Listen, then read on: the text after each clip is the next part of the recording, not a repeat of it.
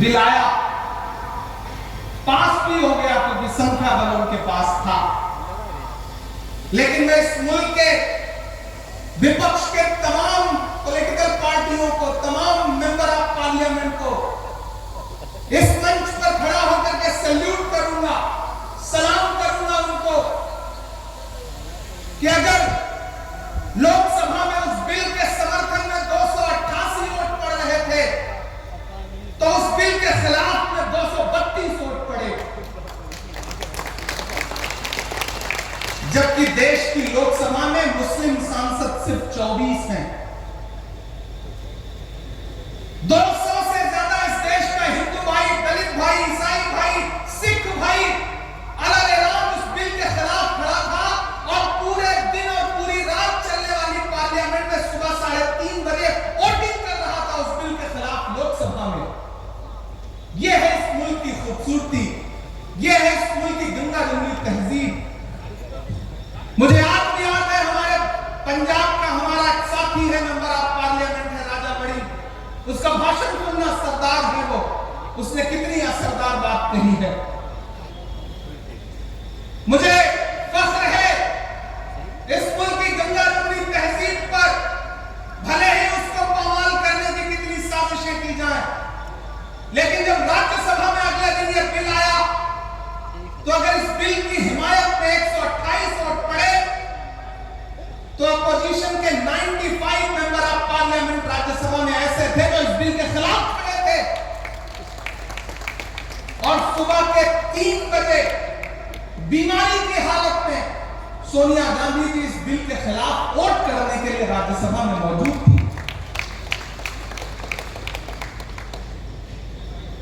हमी को कातिल कहेगी दुनिया, हमारा ही कत्लेआम होगा। हमी को कातिल कहेगी दुनिया, हमारा ही कत्लेआम होगा। हमी कुएं खोदते फिरेंगे, हमी पे पानी हराम होगा। ये जो साजिशें हैं इन्हें समझने की जरूरत है और डरने की जरूरत नहीं, और आप डरने वाले लोग भी नहीं है। मैं तो अलग ऐलान देश की पार्लियामेंट में खड़ा होकर के आपके हवाले से बोल के आया हूं और पूरे मुल्क में जाके ये कह रहा हूं कि नहीं, ऐसा नहीं होगा, कभी ऐसा नहीं होगा, कभी ईमान का, कुरान का सौदा नहीं होगा। नहीं, ऐसा नहीं होगा, कभी ऐसा नहीं होगा, कभी ईमान का, कुरान का सौदा नहीं होगा। हमें तुम कत्ल कर दो शौक से मंजूर है, लेकिन शरीयत के किसी मुद्दे पे समझौता नहीं होगा, नहीं होगा। लेकिन एक बात मैं यहां खड़ा होकर कहना चाहता हूं, मुस्लिम पर्सनल बोर्ड के तमाम जिम्मेदारान बैठे हैं, हमारे तमाम सियासी साथी बैठे हैं कि हुकूमतों ने आपको परेशान करने के लिए, आपको पामाल करने के लिए अपने तरीके बदल दिए हैं, अपने हथियार बदल दिए हैं, तो आपको भी लड़ाई के तरीके बदलने पड़ेंगे। आपको अपनी लड़ाई के तरीके बदलने पड़ेंगे, आपको अपनी भाषा बदलनी पड़ेगी। मैं बहुत जिम्मेदारी से यह बात कह रहा हूं और यह बात इसलिए कह रहा हूं कि मैं रांची में खड़ा हूं।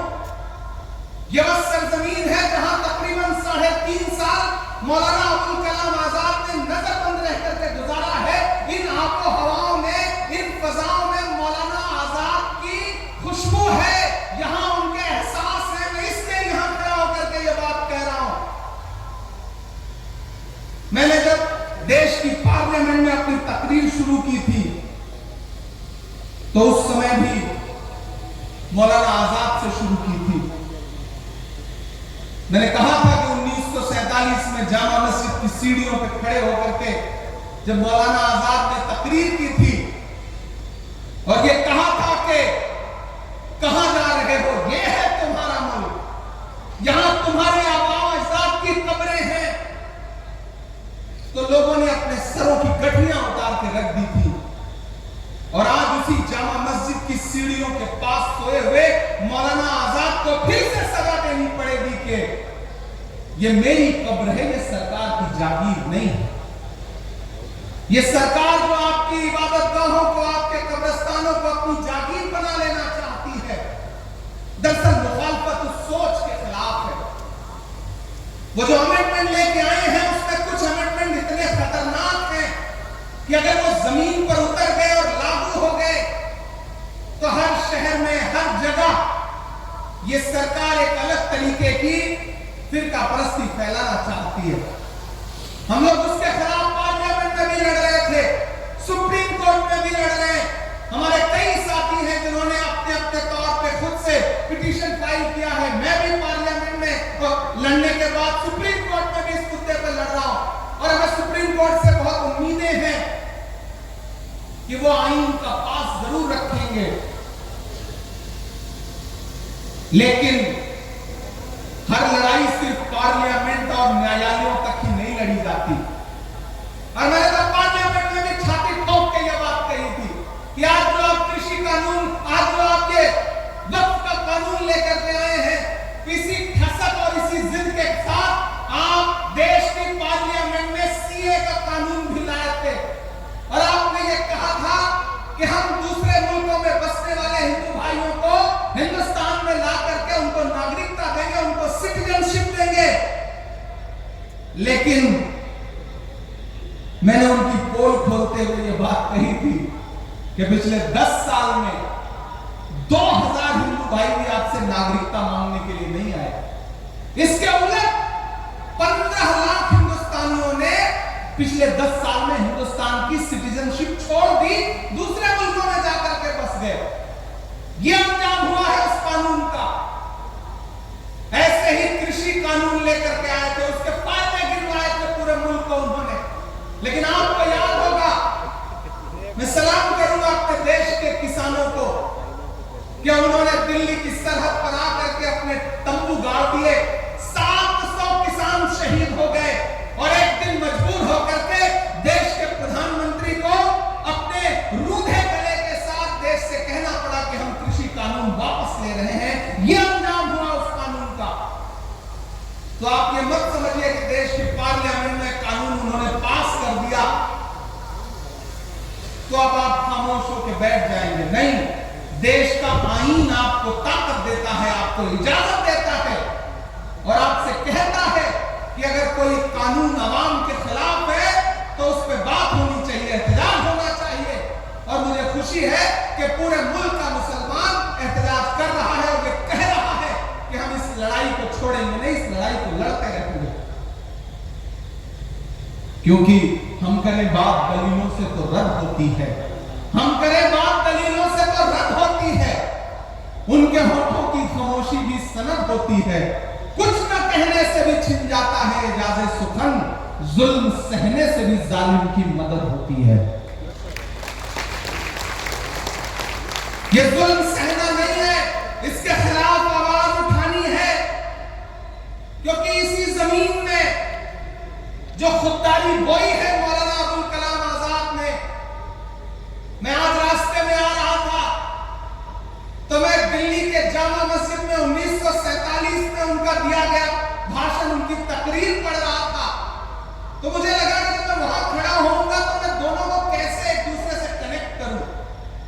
1947 में दिल्ली की जामा मस्जिद की सीढ़ियों पर मौलाना आजाद की तकरीर और 3.5 साल यहां नजरबंद रहते हुए उन्होंने जो सोचा, जो लिखा, शायद दोनों बहुत एक दूसरे से कनेक्ट करते हैं। और आज तो बारिश भी हुई है।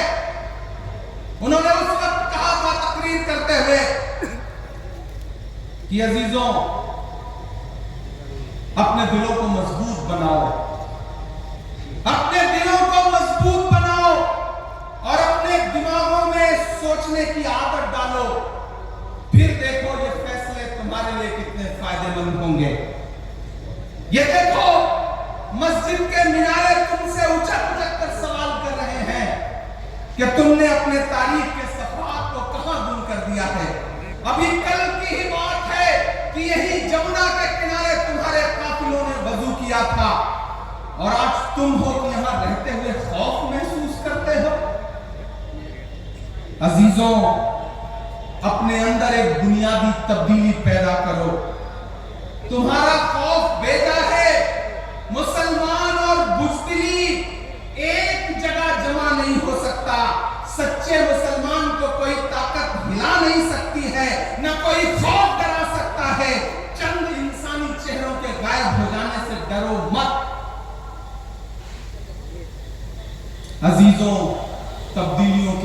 चलो।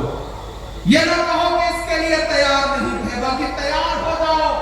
सितारे टूट गए हैं लेकिन सूरज तो चमक रहा है, उससे किरण मांग लो और उन अंधेरी राहों में बिछा दो जहां उजालों की सख्त जरूरत है। मैं तुम्हें ये नहीं कहता कि तुम हाकिमाना इक़्तिदार के मदरसे से वफादारी का सर्टिफिकेट हासिल करो। मैं कहता हूं कि जो उजले नक्शो निगार तुम्हें इस हिंदुस्तान में माजी की यादगार के तौर पर नजर आ रहे हैं, उन्हें तुम्हारा ही काफिला लाया था। उन्हें भुलाओ नहीं, उन्हें छोड़ो नहीं, उनके वारिस बनकर रहो। समझ लो, तुम भागने के लिए तैयार नहीं तो फिर कोई ताकत तुम्हें नहीं भगा सकती है। आओ वहद करो कि ये मुल्क हमारा है। आओ वहद करो कि ये मुल्क हमारा है। हम इसके लिए हैं और इसकी तकदीर के बुनियादी फैसले हमारी आवाज के बगैर अधूरे रहेंगे। आज जल्जलों से डरते हो, कभी तुम खुद जल्जला थे। आज अंधेरे से कांपते हो, क्या याद नहीं रहा कि तुम्हारा वजूद खुद में एक उजाला था? ये बादलों ने मैला पानी क्या बरसाया कि तुमने भीग जाने के डर से पायजामे ऊपर चढ़ा लिए? वो तुम्हारे ही इस्लाफ थे जो समुद्रों में उतर गए, पहाड़ों की छातियों को रौंद डाला। आंधियां आई तो उनसे कह दिया कि तुम्हारा रास्ता ये नहीं है। ये ईमान से भटकने की बात है कि शहंशाहों के गिरेबान से खेलने वाले आज खुद अपने गिरेबान से खेलने लगे हैं। अजीजों, मेरे पास कोई नया नुस्खा नहीं है, वही 1400 बरस पुराना नुस्खा है। वो नुस्खा जिसको कायनात का मोहसिन लेके आया था। ये वो तकरीर है जो 1947 में जामा मस्जिद की सीढ़ियों पे खड़े होकर मौलाना आजाद ने दी थी। मैं रांची में खड़ा था तो मुझे लगा कि इसे दोहराना जरूरी है। आप डरिए मत। एक लड़ाई पार्लियामेंट में, एक लड़ाई अदालत में, तो एक लड़ाई जमीन पर। आपकी इबादतगाहों के खिलाफ, आपकी दर्सगाहों के खिलाफ, आपके कब्रिस्तानों के खिलाफ कोई हाथ बढ़ता है तो आगे बढ़कर के उस पंजे से पंजा लड़ाओ और कहो कि हम इसके मुहाफिज हैं। हम अपने पुरखों की, अपने अजदाद की दान की हुई जमीनें, वक्त की हुई जमीनें लूटने नहीं देंगे। हुकूमत कह रही है कि वो पसमानदा के हुकूक के लिए इस वक्त में अलग से प्रावधान करेगी।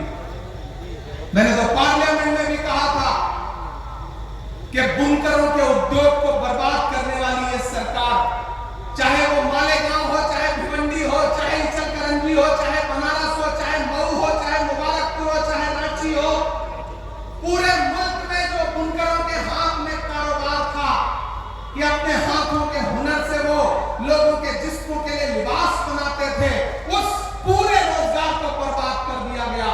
मैं तो नरेंद्र मोदी जी से कहना चाहता हूं कि ये बुनकर जो है ये भी तो पसमानदा समाज से आते हैं। अगर आप पसमानदा समाज की भलाई चाहते हैं तो जो इनकी सब्सिडी थी उसको बहाल करिए। आप कहते हैं कि आप मुस्लिम बहनों के हुकूक के लिए कानून लेकर के आए हैं और वक्त में आप मुस्लिम बहनों को हिस्सा देंगे।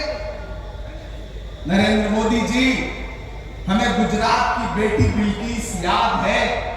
जब आप दिल्ली के लाल किले पर खड़े होकर के 15 अगस्त को इस देश में महिला सशक्तिकरण पर भाषण दे रहे थे तो उसके महज 2.5 घंटे के बाद आपके गृह राज्य गुजरात में न सिर्फ बिल्किस के बलात्कारी रिहा किए जा रहे थे, बल्कि उनको आपकी पार्टी के नेता मालाएं पहनाकर उनका इस्तेमाल कर रहे थे। और आप बात करते हैं मुस्लिम बहनों के हुकूक की। ये कहानी किसी और को सुनाइएगा नरेंद्र मोदी साहब। हम समझते हैं इस खेल को, हमारी नई नस्लें समझती हैं इस खेल को। ये लड़ाई जारी रहनी चाहिए। रांची वालों, एक बात याद रखना कि जब वक्त में कोई लड़ाई लड़ी जाती है तो जीत उसमें यकीनन हमारी होती है। वक्त की अहमियत को समझना पड़ेगा। जो अखबार सुबह 5 रुपए का एक बिकता है, शाम होते होते वही 5 रुपए का 1 किलो मिलता है। वक्त की अहमियत को समझना पड़ेगा। खामोश मत होइएगा, डरिएगा मत, क्योंकि जब तक शेर अपनी कहानियां खुद लिखना नहीं सीखे रहेंगे तब तक अपनी कहानियों में शिकारी खुद को महान बताते रहेंगे। हर प्लेटफॉर्म पे आवाज उठाइए, बाबा से बुलंद बोलिए। इस देश के सिख भाई, इस देश के आदिवासी भाई, इस देश के दलित भाई, इस देश के पिछड़े और इस देश के अमन पसंद फॉरवर्ड क्लास के लोग भी आपके साथ हैं। वो इस लड़ाई में आपकी बात जो रहे हैं, आपका साथ देने के लिए तैयार हैं। और मैं जिस पार्टी से आता हूं उसका माइनॉरिटी डिपार्टमेंट का नेशनल चेयरमैन होने की हैसियत से भी कह रहा हूं कि आने वाले दिनों में जब भी सरकार बदलेगी, मैं यकीन दिलाता हूं आप सारे लोगों को कि पहली फुर्सत में जब भी हुकूमत बदलेगी, ये जो भी आईन के खिलाफ जाकर के अमेंडमेंट लाए हैं, इसको एक झटके में फिर उसी संसद के जरिए बदलने का काम इंडिया गठबंधन करेगा, कांग्रेस पार्टी करेगी। ये हम आपको भरोसा दिलाते हैं। इसलिए बिल्कुल मायूस मत होइए, मायूसी कुफ्र है। हम लड़ेंगे, अपनी जमीनों की हिफाजत करेंगे, अपनी दरसगाहों की हिफाजत करेंगे, अपनी खानकाहों की हिफाजत करेंगे, अपने कब्रिस्तानों की हिफाजत करेंगे। कोई हुकूमत, कोई सरकार हमसे छीन नहीं सकती।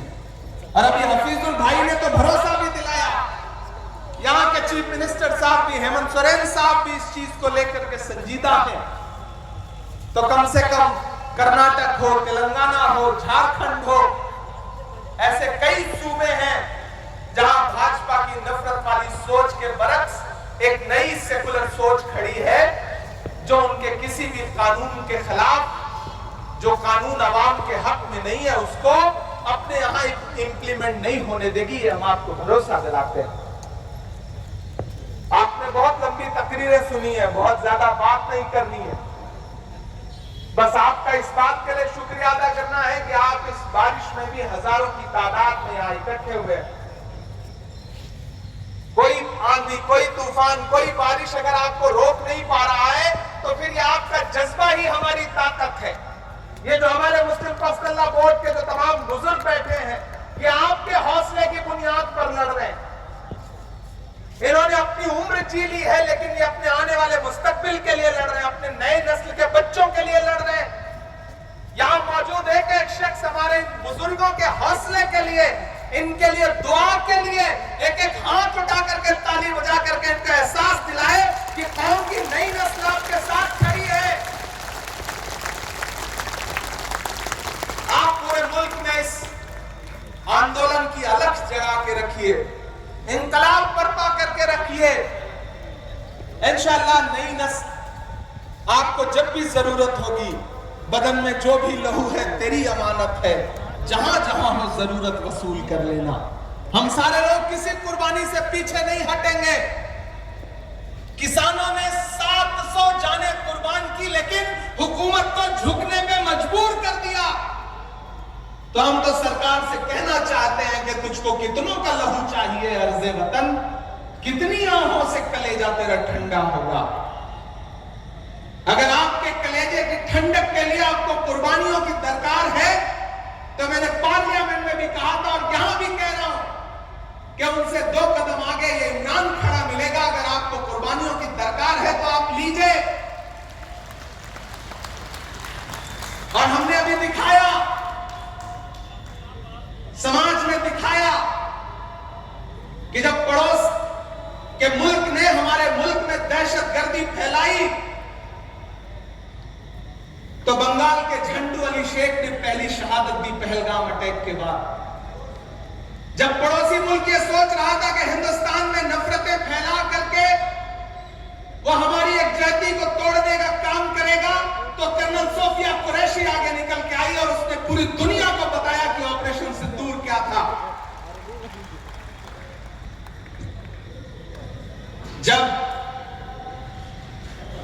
पड़ोसी ये सोच रहा था कि हम भारत को कमजोर करने के लिए कौमों में नफरतें फैला देंगे, तो बिहार के छपरा के बीएसएफ के इंस्पेक्टर मोहम्मद इम्तियाज ने कहा कि मैं इस मुल्क के लिए जान कुर्बान करने को तैयार हूं, और उन्होंने इस मुल्क की मिट्टी के लिए अपनी जान कुर्बान कर दी। और जवाब दे दिया उनको जिन्होंने कहा था कि पंचर बनाते हैं लोग। याद है वो जुमला? कहा था ना कि पंचर बनाते हैं लोग। लेकिन इस कौम ने बता दिया, इस समाज ने बता दिया कि नहीं साहब, हम सिर्फ पंचर नहीं बनाते हैं।